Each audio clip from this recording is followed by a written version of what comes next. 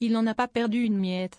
Passé relativement inaperçu avec la conférence des finances publiques lancée par l'exécutif, le rapport d'enquête sur le dérapage des finances publiques et les raisons d'un déficit à près de 6% en 2024, a été rendu public ce mardi 15 avril.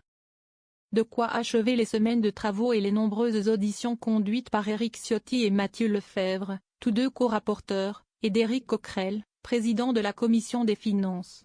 Ministre de l'économie pendant 7 ans, Bruno Le Maire, qui avait été interrogé à l'Assemblée et au Sénat lors de séquences particulièrement houleuses, ne cachait pas sa satisfaction dès mardi soir dans les colonnes du Figaro, face à un rapport qui selon lui rend justice et rétablit la vérité, hors toutefois les commentaires politiques annexes.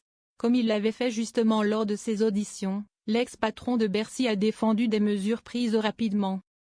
Je n'ai pas hésité à prendre des décisions difficiles pour faire les économies nécessaires en 2024, assure-t-il, précisant qu'on peut toujours faire mieux si on vous donne les moyens de faire mieux. Et de fustiger à nouveau, comme en décembre dernier face à Éric Coquerel et Éric Ciotti.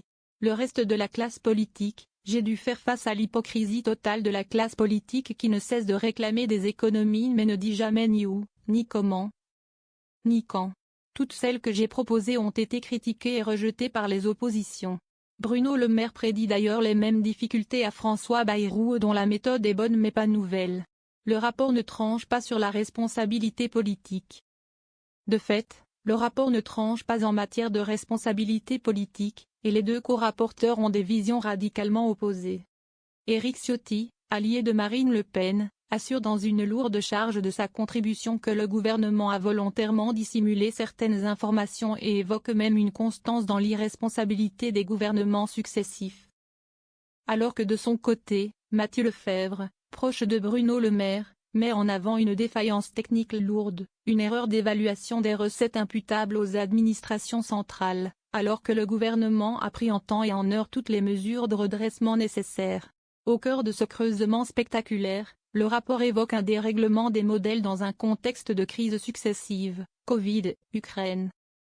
Ainsi, les services de Bercy ont surestimé leurs prévisions de recettes fiscales qui, plus faibles qu'escomptées, ont engendré des moins-values considérables pour les finances publiques, 20,7 milliards d'euros en 2023 et 40,1 milliards d'euros en 2024.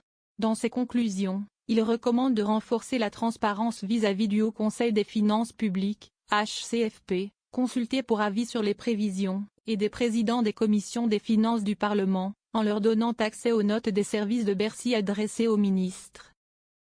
Bruno Le Maire livre, lui, dans le Figaro, une vision plus politique. La leçon globale qu'il faut tirer de cette affaire est que nous avons besoin d'une gouvernance des finances publiques infiniment plus rapide et plus resserrée.